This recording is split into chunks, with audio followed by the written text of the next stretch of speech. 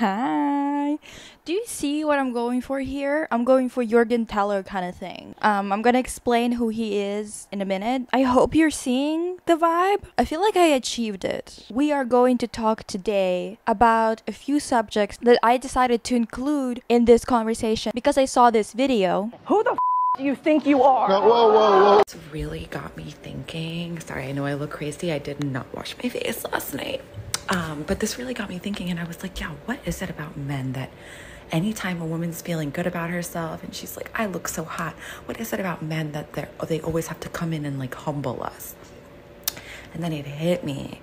It's because men think in their minds that they are the rulers of beauty. They decide who and what is beautiful. Yeah, men, you guys are not the rulers of beauty. You're not the gatekeepers of beauty. You do not decide what is beautiful. We don't care what you think is beautiful, FYI. This video, in combination with Julia Fox's dirty girl aesthetic as an antithesis to the clean girl aesthetic that was popular for a while. Again, I have said before that I don't really want to talk about clean girl aesthetic because I do not think that the name makes sense. I do not really like it. It feels like we keep on coming up with new words for the same things just so we can sell more products to people, and it's just annoying at this point. However, coming up with aesthetics can be fun sometimes too. I used to love doing that when I was like 11. Remember when it was like a thing to be, for example, emo, and you would like wear black and pink, you would have a specific hairstyle, whatever, and then you could also be goth and wear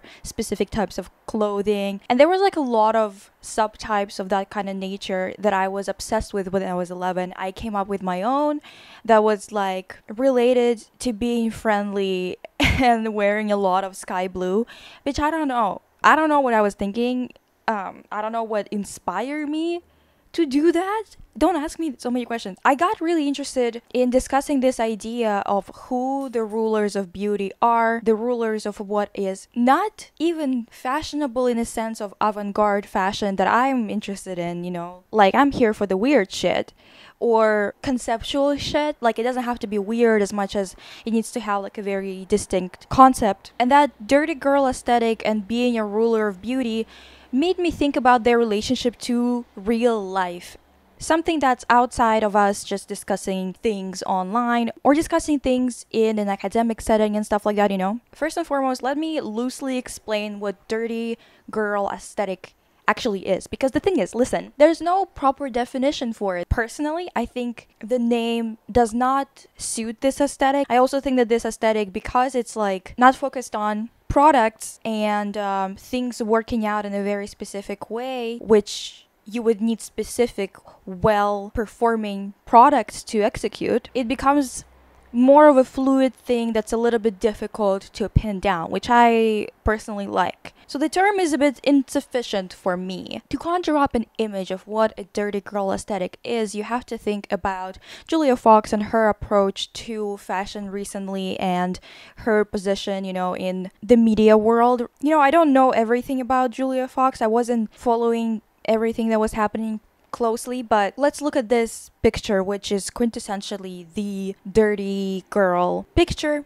at least based on what people are kind of trying to define it as. What comes to mind first? What would identify this look? The bleached brows, of course, the gray in her hair. We can also look at this image too. This look was kind of created by Julia and by Pat McGrath. Graphic liner is not necessarily poorly executed or is smudged or anything like that. I don't think that it really matters, to be honest. I don't think that that was the point, to make it one way or the other. That's why I think that dirty girl aesthetic is not a good word, because we've got a really weird combination of things going on. Julia got propelled in the media in general to this level of fame because of her looks causing, honestly, an outrage. And it's really interesting to see because in a post-mid-dress world with Lady Gaga, it seems like nothing should be really surprising anybody. It seems like a lot of people are always going to be reacting in a really weird way when people like Julia are doing things that go directly against the beauty ideal that was dictated by the male gaze, obviously. Once again, male gaze has been talked about so much it's such a weird ass topic because I think that the dirty girl aesthetic is kind of shifting all the time because of people trying to shift what is considered to be desirable, kind of repel the gays in general. And I think that it's interesting because Julia also described it as a look that doesn't try to cover up your wrinkles, a look that doesn't try to make you look younger, hence the gray hair, for example, in one of her looks, right? And I think that, by the way, I fucking hate holding this. Her simply not appealing to what hot straight woman is supposed to look like was already enough for people to get pissed off and talk about her incessantly. It's one of those aesthetics that I think is important to mention, that it's definitely one of those things that are too, like, a bit hard to pull off, and not everyone can get away with it, you know? But the point is not to get away with it, you know? The point is obviously the opposite, but I just think that not everybody would be propelled to fame and chosen as an image of a new aesthetic or whatever, even this type of aesthetic, if they wouldn't be thin, white, you know, conventionally attractive. It's really, like, we've seen a lot of looks, a lot of makeup looks, especially in movies, for example, that are technically kind of unflattering, you know, but they're also on an actress that's still attractive, so it's not like the same, right? But what we're talking about here is not even the end result as much as the action itself to not really choose what you're supposed to choose. I think that, you know, I oftentimes forget because I live in my own bubble of being in the arts, having an education in visual arts specifically, to kind of being a little bit desensitized, I guess, to a lot of things. That's why I hate talking about the male gaze, because it's just not a very interesting conversation when you've talked about it since, you know, your first year in university and had to write a bunch of papers on it, and then people started using it wrong and not understanding the concept itself. And you have to constantly kind of have this surface level conversations about nothing, right? But what I want to show as well is Jorgen Teller's photography with Julia, this photo shoot that they had together, right? That also pissed so many people off. There was this article where they kept on saying this is an embarrassment for everyone involved, and it's so strange to be reading it, and like they literally gave a bunch of points as to how each and every person involved in it failed. And it's so strange because it's like, that's the whole point of Jorgen Teller's photography. He is breaking every convention of what a professional photograph is supposed to look like for the sake of delivering something hyper real, right? I think it's so fascinating that we have arrived at this point in culture where everybody can comment on everything, right? Publicly, online, whatever. And oftentimes people just run with whatever narrative they kind of came up with without even knowing what kind of industry this person is operating in. This is very intentional, and there's a point to it, right? The lighting, the way that this photograph feels hyper digital, like nothing about it would ever make you feel like it's a fancy film photograph. The tilt of it, the framing, everything is so off. It's basically wrong in conventional terms from start to finish. When it's all wrong from start to finish, you have to understand that this is intentional at this point, right? Kind of like Julia saying that wearing things that don't fit your body is kind of in, right? Or not in, but in. And of course, there's also this conversation of redefining what beautiful is or what pretty is.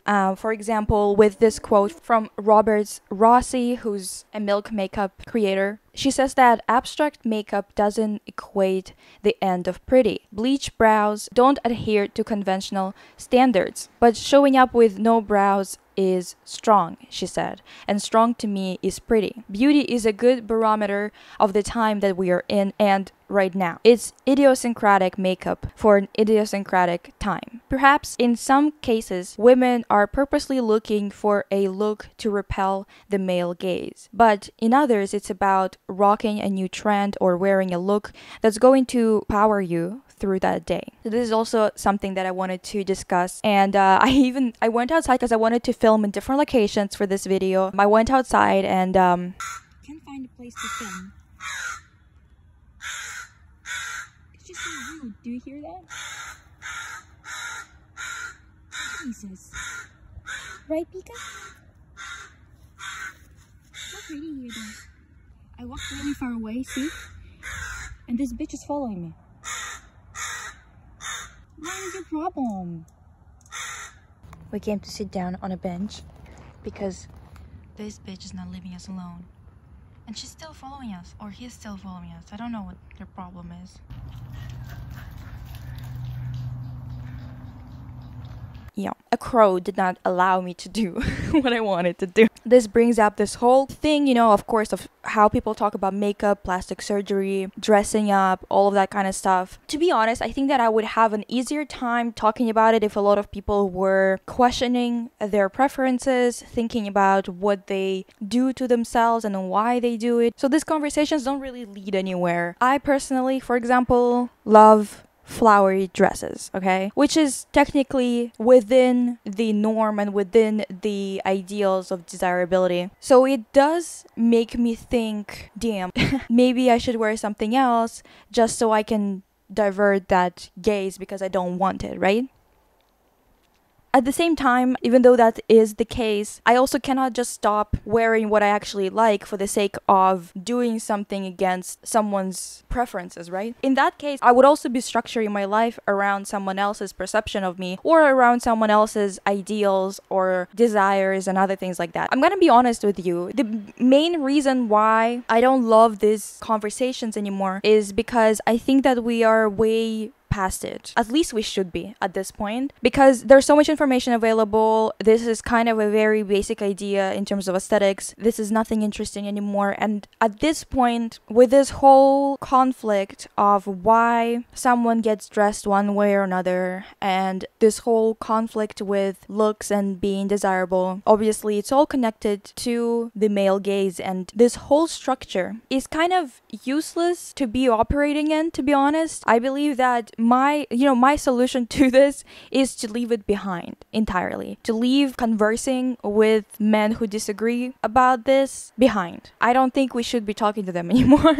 It's like talking trigonometry to someone who hasn't even done their arithmetics homework yet. It's like discussing what type of essay structure is best with someone who hasn't learned the alphabet. It is entirely useless. That's why I cannot participate in all of that commentary about idiots online and whatever, because I'm gonna be honest with you, it's useless. Why would I be talking to someone who refuses to see others as people? Why would anybody want to talk to someone who has these beliefs and refuses to see the world for what it actually is? And that's the reason why, for example, I love magical girl shows, because they were made, most of the time, they were made for girls. And it doesn't mean that guys can't watch it, but it does mean that the world that we're usually in was built with girls in mind. I'm gonna coin this idea. I don't know, maybe someone else has already created something similar, whatever. The concept of wholeness of an image, wholeness of a person. Obviously, we have been thinking of ourselves as images for a while now. This is all kind of part of the invention of images in general. However, this particular situation that I'm gonna describe to you explains my position very well, and that is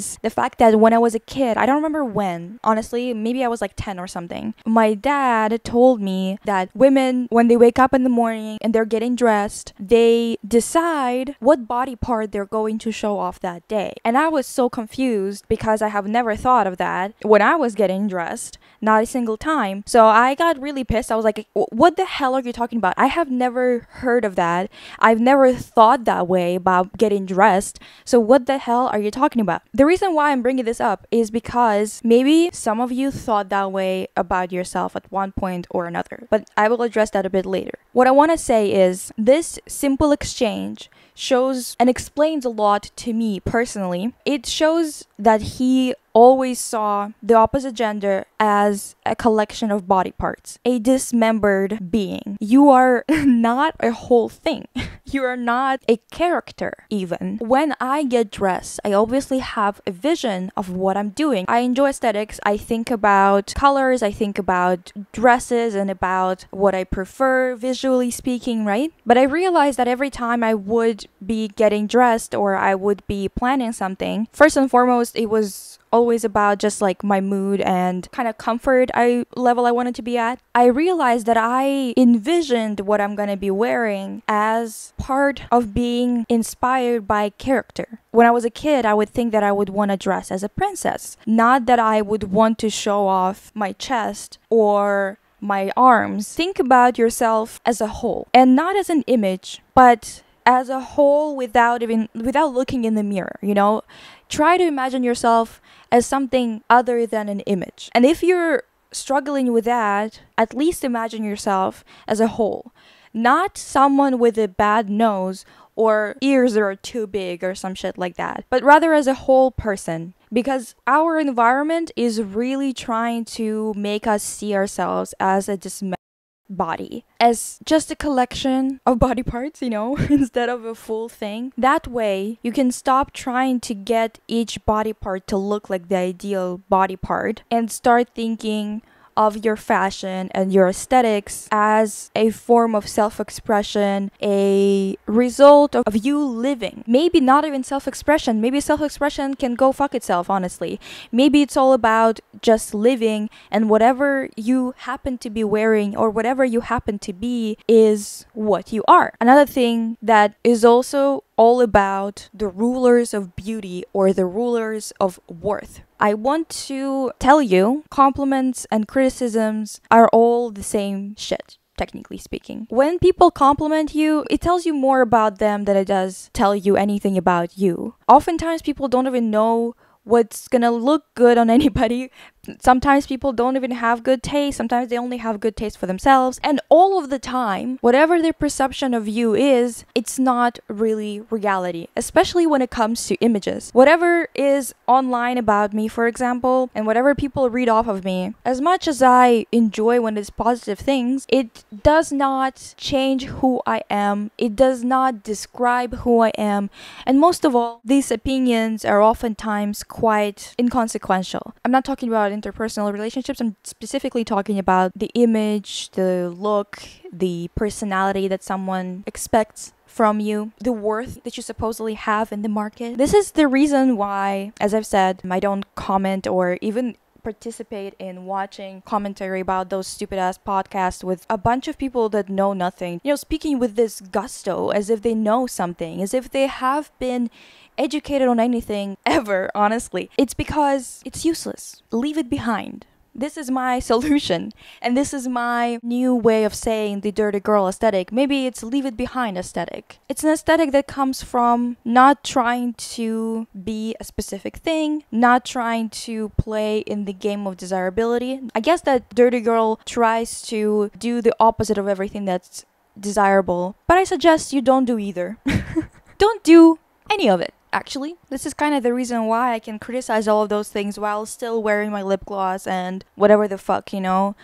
Because obviously your looks affect your quality of life because people are shallow little bitches. But at the same time, I just want to encourage you to redefine beauty with wholeness. And if you can't do it for yourself, do it for others at least. Stop dating old men. Stop dating people who don't treat you well. Don't let men over the age of 40 or 45 or whatever the age that women can't carry children safely anymore, stop having kids with them, because you are doing a disservice to literally every other woman out there, because you keep perpetuating the same thing that we don't have time but they do. If you want to read anything about that, go and read some Susan Sontag. I absolutely adore Susan Sontag. I mean, I don't know her entire life, so if she's done something problematic, don't come for me, okay? Because I don't know her life.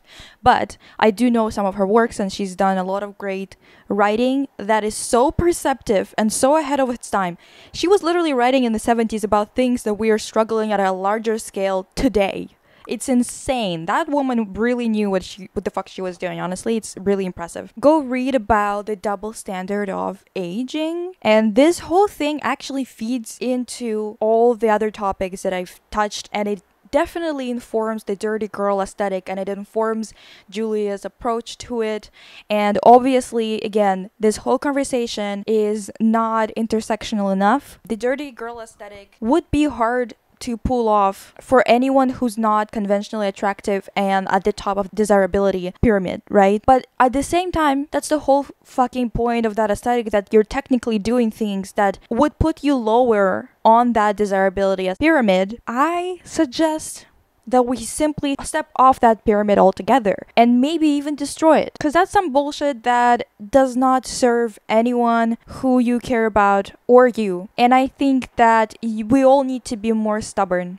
Okay? Stop dating old men. Stop having kids with them. Stop trying to change anybody's mind and just move on. I'm glad that we have more people like Julia out there. Obviously, there's a lot of comments that can be made about like her approach, about what she's done, whether she's done it well or not, whatever. I think that even when things are not done perfectly, they're still worth doing, okay?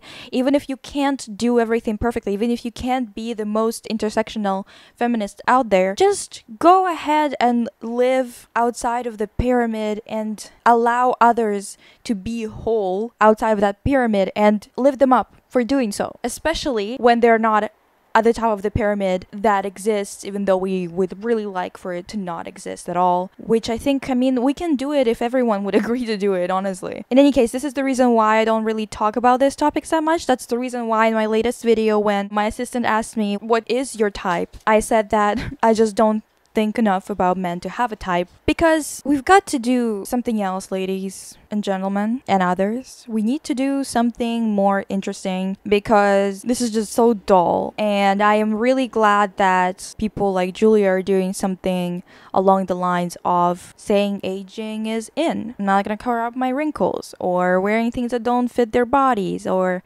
fit their body type. That's what I mean. Wearing makeup that's not perfect, or makeup that's not considered to be desirable, like gray lipstick or something like that. Good on them. Even if it doesn't change everything, it will expand the understanding of what can be considered beautiful, even if it's just a smidge. I personally am just gonna tell you that even though it's not that deep, and even though it's not the most radical behavior at all, it is radical enough to offer alternatives to people.